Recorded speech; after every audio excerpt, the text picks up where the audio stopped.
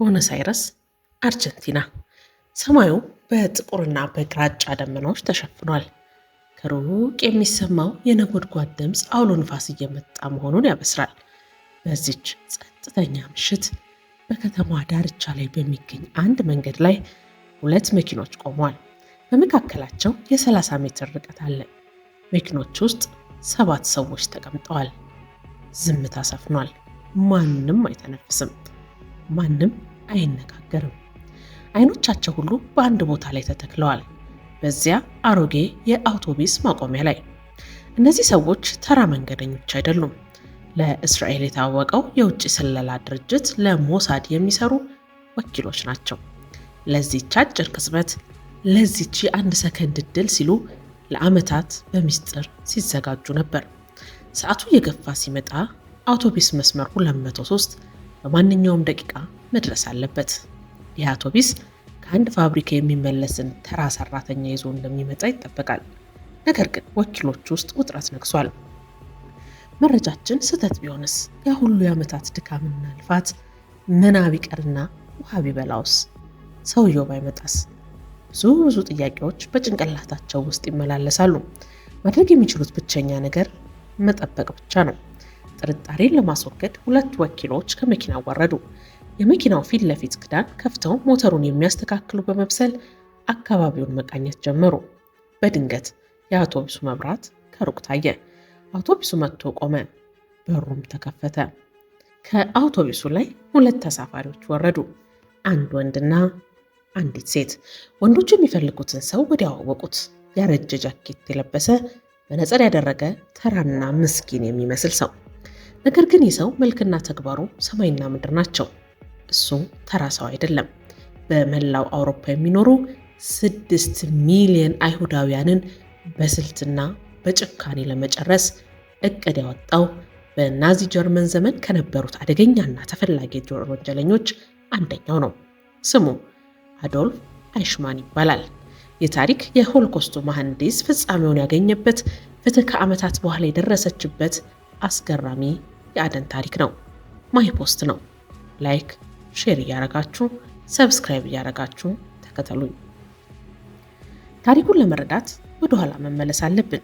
ጥር 1942 ዓ.ም እንደ አውሮፓውያኑ መሆኑ ነው። በጀርመን በርሊን ዳርቻ ላይ የሚገኝ አንድ ውብ ቪላ ውስጥ የቪላ ሰማያዊ ሐይቅን የሚመለከት ሲሆን ዕለቱ ግን እጅግ ቀዝቃዛ ነበር። በዚህ ቪላ ውስጥ 15 የናዚ ከፍተኛ ባለስልጣናት ተሰብስበዋል። የሚገርመው ነገር ሁሉም እጅግ የተማሩ ስልጣኔን ያወቁ የሚባሉ ወንዶች ናቸው። ከነዚህ ውስጥ 8ቱ የዶክትሬት ዲግሪ ወይም ፒኤችዲ ያላቸው መምህራን ነበሩ። ይህ ስብሰባ በታሪክ የዋንሴ ኮንፈረንስ ተብሎ ይጠራል። የተሰበሰቡት ግን ስለ ሳይንስ ወይም ስለ ፍልስፍና ለመወያየት በፍጹም አልነበረም። አዶልፍ ሂትለር ለረጅም ጊዜ በአእምሮ ሲያወጣና ሲያወርድ የነበረውን እጅግ ዘግናኝ እቅድ ለመተግበር ነው።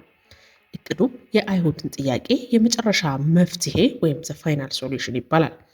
ትርጉሙም በአውሮፓ ውስጥ የሚኖሩ 11 ሚሊዮን አይሁዳውያንን ሙሉ በሙሉ ማጥፋትና መጨረስ ማለት ነው። በጠረጴዛ ዙሪያ ወንበር ስበው የተቀመጡት ምሁራን ይከራከራሉ።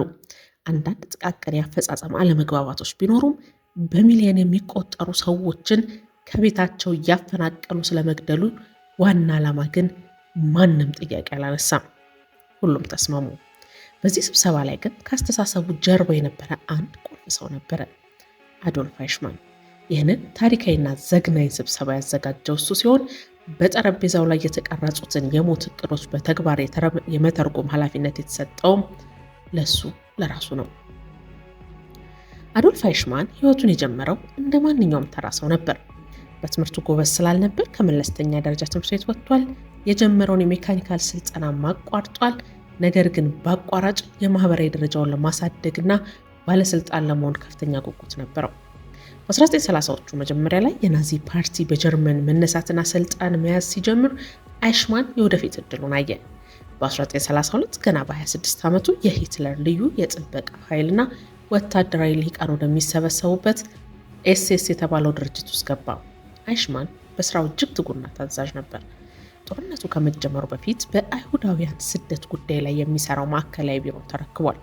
አይሁዳውያንን ከጀርመን ህዝባዊ ህይወት ማግለልና ማባረር ላይ ትልቅ እውቀትና ትልቅ ልምድን አከማችቷል።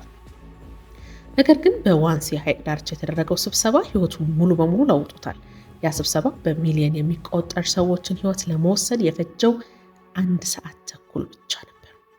አይሽማን በራሱ እጅ በጻፈው የስብሰባው ቃለ ጉባኤ ላይ ጉዳዩን እንዲህ በማለት በዲፕሎማሲያዊ ቃላት ሸፍኖታል። አይሁዳውያን ወደ ምስራቅ አውሮፓ እንዲሰደዱ ይደረጋል። እዚያም በጉልበት ስራ ላይ ይሰማራሉ። በመጨረሻም ጠንካራ ሆነው የሚተርፉትና ተፈጥሯዊ ምርጫን አልፈው የሚወጡት አዲስ የአይሁድ መነቃቃትን እንዳይፈጥሩ ልዩ ሕክምና ይሰጣቸዋል። ልዩ ሕክምና ማለት ግን መግደል ማለት ነው። አይሽማን በጦር ሜዳ ሄዶ ሰዎችን በጥይት የሚመታ ወይም እጁን በደምና በአመፅ የሚያቆሽሽ አይነት ሰው አይደለም። እሱ የዘር ማጥፋት ድርጊቱን ከቢሮ ከንጹህ ጠረጴዛው ጀርባ ሆኖ የሚያደራጅ የቢሮክራሲ ገዳይ ነበር። የጋዝ ክፍሎችና የሬሳ ማቃጠያ ምድጃዎችን እንዲገነቡ ትዕዛዝ የሚያስተላልፈው እሱ ነው። በመላው አውሮፓ የተዘረጋውን የሆሎኮስት የትራንስፖርት ሎጂስቲክስ የሚቆጣጠረውም እሱ ነው። አንድ ባቡር ሙሉ ሰዎችን ጭኖ ወደ ሞት ካምፕ በተንቀሳቀሰ ቁጥር አይሽማን እነዚያ ሰዎች ልዩ ሕክምና እንዲያገኙ ማለትም በቀጥታ ወደ ጋዝ ክፍል እንዲገቡ የቴሌግራም መልእክትን ይልክ ነበር። ስራውን በከፍተኛ ብቃትና ፍጥነት ማከናወን ይወድ ነበር። የሬሳ ማቃጠል ሂደቱን ከሳይንቲስቶቹ ጋር በመነጋገር እያንዳንዱ አይስክሪም 2 እፍኝ አመድ ብቻ እስኪሆን ድረስ እንዲቃጠል ያደርጋል። አልፎ ተርፎም ስራውን ለማፋጠን አስክሬኖችን ወደ ምድጃ የሚወስዱ የሜካኒካል ቀበቶዎችን አስገጥሟል። በዚህ በእሱ ጨካኝና ቀልጣፋ አደረጃጀት ናዚዎች 6 ሚሊዮን አይሁዳውያንን ፈጅተዋል። ነገር ግን የጭካኔ ግዛት ዕድሜው አጭር ነው። በ1945 የናዚ ጀርመን ድል ተመታ። ሂትለር ራሱን አጠፋ። የሶስተኛው ራይክ መንግስት ፈረሰ። ለአይሽማን የገነባውና ያገለገለው ዓለም ባንዴ ተናደ። የጦር ወንጀለኞች መታደን ጀመሩ። አይሽማን ግን በቀላሉ እጁን የሚሰጥ ሰው አልነበረም። መጀመሪያ ላይ ከባለቤቱና ከ3 ወንዶች ልጆቹ ጋር ወደ ኦስትሪያ ሸሸ። እዚያም ቤተሰቡን ካጎቱ ጋር ትቶ ራሱን ለመደበቅ ዝቅተኛ ደረጃ ያለው የጀርመን አየር ኃይል ወታደር ዩኒፎርምን ለበሰ።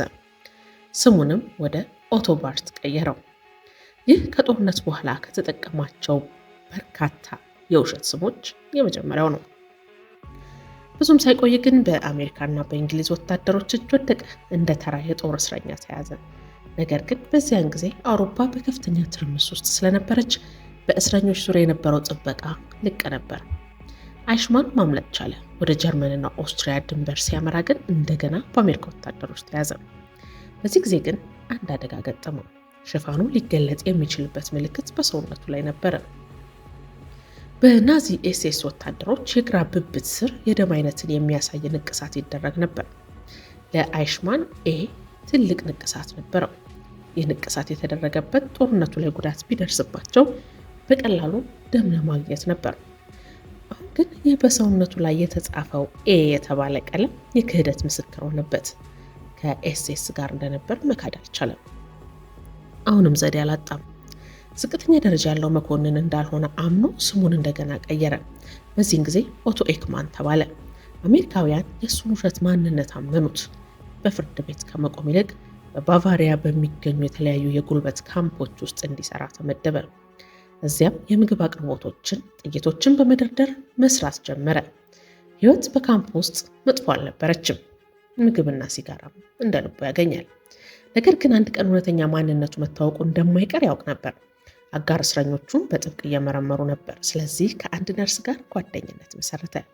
እሷ የገበሬ ልብስና የአዳኝ ኮፍያ በሚስጥር አቀበለችው። በአንድ ምሽት በካምፑ ዙሪያ የተዘረጋውን የሾህ ሽቦ ቆርጦ በጨለማ ውስጥ ተሰወረ። ከዚህ በኋላ አይሽማን ጀርመንን አቋርጦ ወደ ሰሜን አቀና። እዚያም ራሱን እንደገና ፈጠረ። አዲሱ ስሙ ኦቶ ሄኒንገር ይባላል። መጀመሪያ ላይ እንደ እንጨት ቆራጭ፣ በኋላም እንደ ዶሮ ገበሬ ሆኖ መስራት ጀመረ። ለ2 ዓመታት ያህል ማንም ሳይጠራጠረው በሰላም ኖረ። ሕይወት ጥሩ ሆነለት። ሚስቱና ልጆቹ ግን ናፈቁት። በዚያ ላይ ደግሞ ሁል ጊዜ አሁን ይዙኛል የሚለው ፍርሃት አይምሮውን ያደማው ጀመር። የረዥም ጊዜ አስተማማኝ እቅድ ያስፈልገው ነበር። አንድ ቀን በጋዜጣ ላይ አንድ ዜና አነበበ። የቀድሞ የናዚ ጓደኞቹ አሁን በአርጀንቲና በሰላም እየኖሩ መሆኑን ተገነዘበ። አርጀንቲና በሂትለር ላይ ጦርነት ያወጀችው በመጨረሻው ሰዓት ላይ ስለነበር ከጦርነቱ በኋላ ብዙ የናዚ ወንጀለኞች በሚስጥር ትቀበል ነበር። አይሽማን በአንድ የሃምቡርግ የቀድሞ የኤስኤስ አባል አማካኝነት በካቶሊክ ቤተክርስቲያን እርዳታ የተዘረጋውን ሚስጥር የማምለጫ መንገድ ወይም የአይጥ መስመር በመጠቀም ወደ ጣሊያን ከዚያም በባህር ጉዞ ወደ ደቡብ አሜሪካ አርጀንቲና መራ። በሌላ በኩል በፍራንክፈርት ጀርመን ውስጥ ፍሪትስ ቦር በተባለ ሰው በቢሮ ተቀምጧል። ቦር የአይሁድ ዝርያ ያለው አቃቢ ሕግ ሲሆን ሕይወቱ በሙሉ በትግል ያለፈ ሰው ነው። በ1930ዎቹ ወጣት ዳኛ በነበረበት ወቅት ናዚዎችን በጽኑ ይቃወም ነበር። ይህ አቋሙ በናዚዎች ዘንድ ጠላት አደረገው። በ1933 በፖለቲካዊ አቋሙ ምክንያት ታስሮ ወደ ማጎሪያ ካምፕ ተላከ። እዚያም ብዙ ድብደባና ስቃይ ደረሰበት። ከካምፑ ከተፈታ በኋላ ከዳኝነት ስራው ታገደ። ሕይወቱን ለማዳን ሲልም ሀገሪቱን ለቆ ተሰደደ። ከሆሎካስት የተረፈውም በዚሁ ምክንያት ነው። አሁን ግን ጦርነቱ ካበቃ በኋላ ወደ ጀርመን ተመልሷል። የፍትህ ስርዓቱ እንዲመራ ተደርጓል። እርሱ የሚፈልገው በቀልን ሳይሆን ፍትህን ነበር።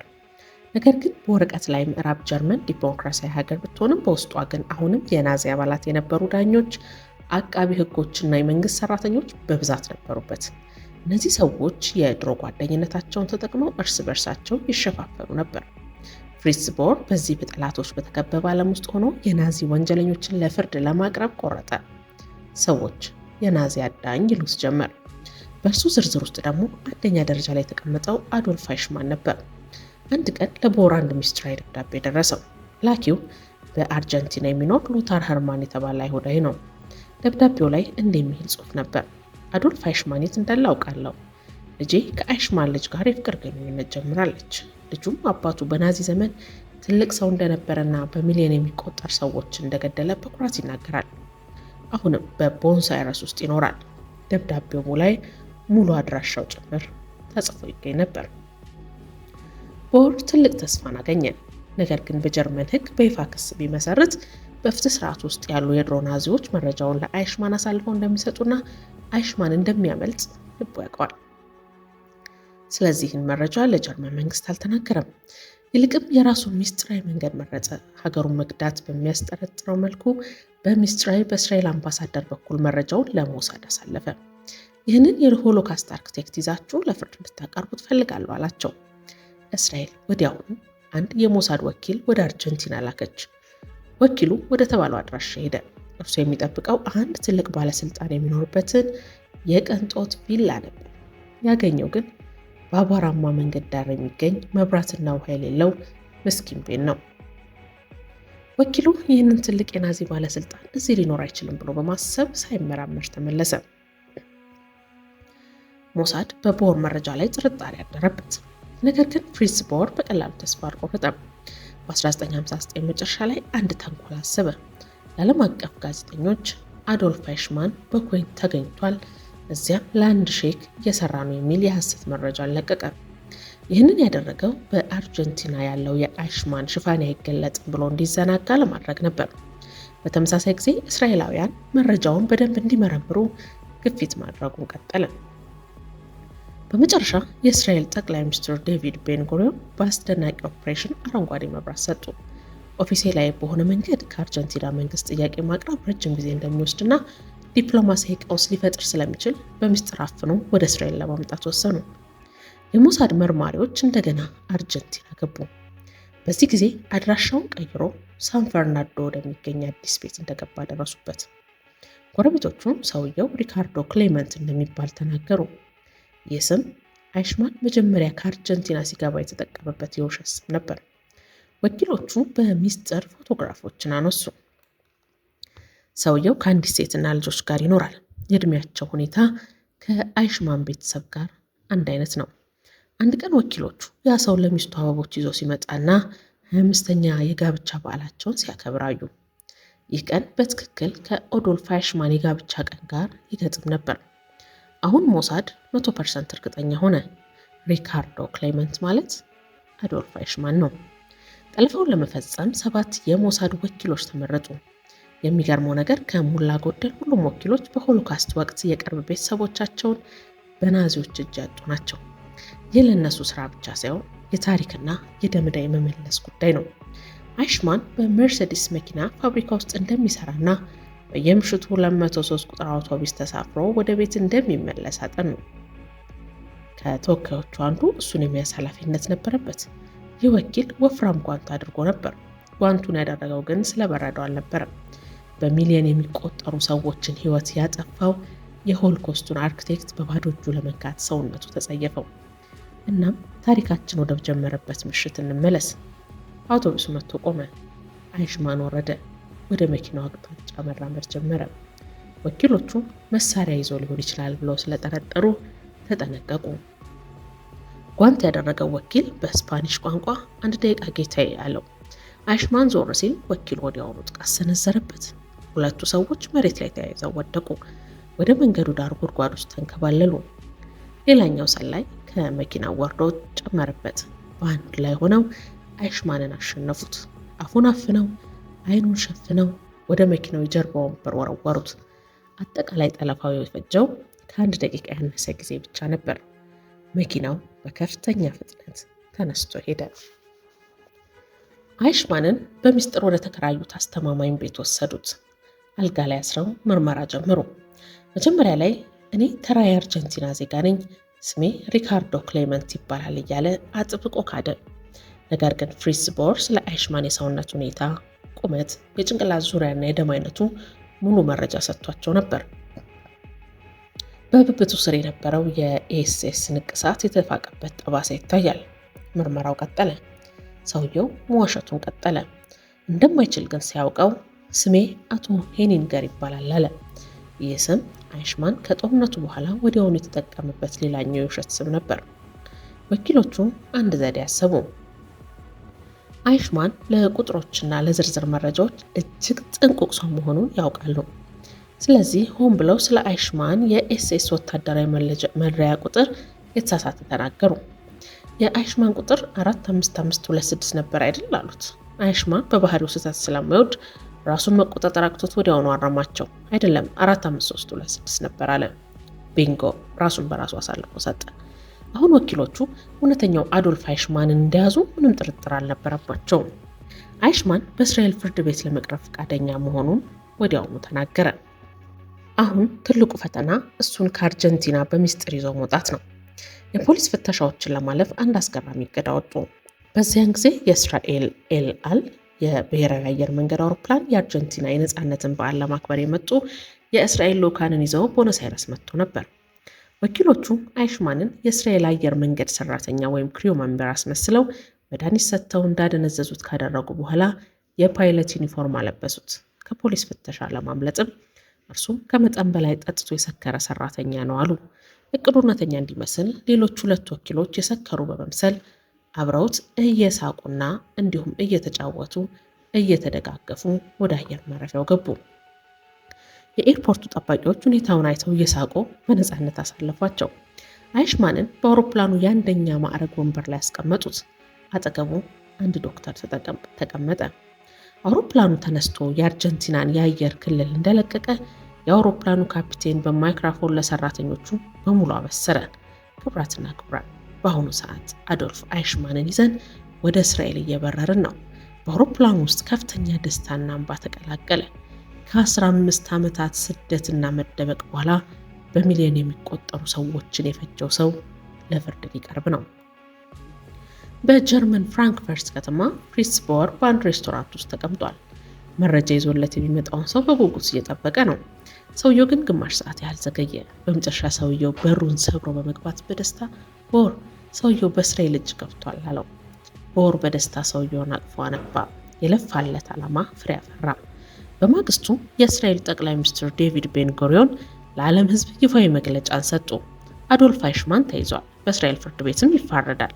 የአይሽማን የፍርድ ሂደት በኢየሩሳሌም ከተማ ተጀመረ። ይህ የፍርድ ሂደት ተራ ችሎት አልነበረም። የ20ኛው ክፍለ ዘመን ታላቅ ታሪካዊ ክስተት ነበር።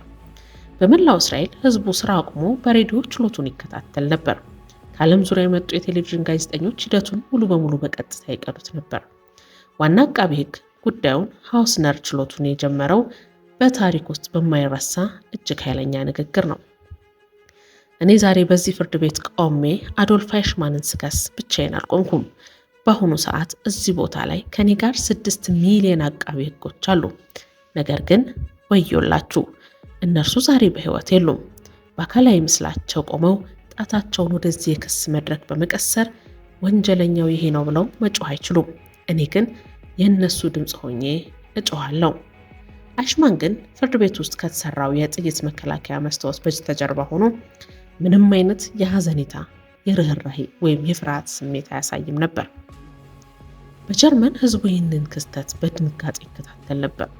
ብዙዎች ይህን ሰብአዊነት የማይታይበት መነጽር ያደረገ ቀጭንና የተከበረ የሚመስል ሰው በሚሊዮን የሚቆጠሩ ሰዎችን በመጨረስ ረገድ እንዴት ዋና መሪ ሊሆን እንደቻለ ማመን አቅቷቸው ነበር። አይሽማን በመከላከያ መልሱ ላይ እኔ የራሴ ስልጣን አልነበረኝም፣ ተራ የመንግስት ሰራተኛ ነኝ፣ የተሰጠኝን ትዕዛዝ ብቻ ነው የፈጸምኩት እያለ ሚናውን ለማሳነስ ደጋግሞ ሞክሯል። ነገር ግን አቃቤ ሕጉ ያቀረባቸው ስፍር ቁጥር የሌላቸው ሰነዶች ከዚህ በተቃራኒ ይናገሩ ነበር። አይሽማን የአይሁዳውያንን መጥፋት በጥንቃቄ ያቀደ፣ የናዚ ከፍተኛ ባለስልጣናት እንኳን ሳይቀሩ በጭካኔው ሲጠራጠሩ እቅዱ እንዳይስተጓጎል በግንባር ቀደምትነት የተሟገተ ሰው መሆኑን ሰነዶች ያረጋግጣሉ። አቃቤ ሕጉ በአይሽማን እጅ የተፈረሙ የሞት ትዕዛዞችን እያሳየ ይህንን የፈረምከው አንተ አይደለህምን እያለ ያፋጥጠዋል። ከሁሉ በላይ የሰዎችን ልብ የሰበረውና የአይሽማንን አረመኔነት ያረጋገጠው ከሆሎኮስት የተረፉት ሰዎች ምስክርነት ነው። ወደ መድረኩ እየወጡ የደረሰባቸውን ስቃይ መናገር ጀመሩ። አንድ ተራፊ እንዲህ አለ። በካምፕ ውስጥ ስንኖር ጭንቅላታችንን ቀና እንድናደርግ አይፈቀድልንም ነበር። ሁል ጊዜ መሬት ማየት ነበረብን። ቀና ያለ ሰው ወዲያውኑ በዱላ ጭንቅላቱ እስኪደቅ ድረስ ይደበደባል ወይም በጥይት ይመታል። ለማምለጥ የሞከሩ ሰዎች ናዚዎች እዚያው በዓይናችን ፊት በጥይት ሲረሽኗቸውም አይተናል። በመንገዱ ዳር በሙሉ አስክሬኖች ወድቀው ነበር፣ ቢጫ ኮከብ ያደረጉ የአይሁድ አስክሬኖች።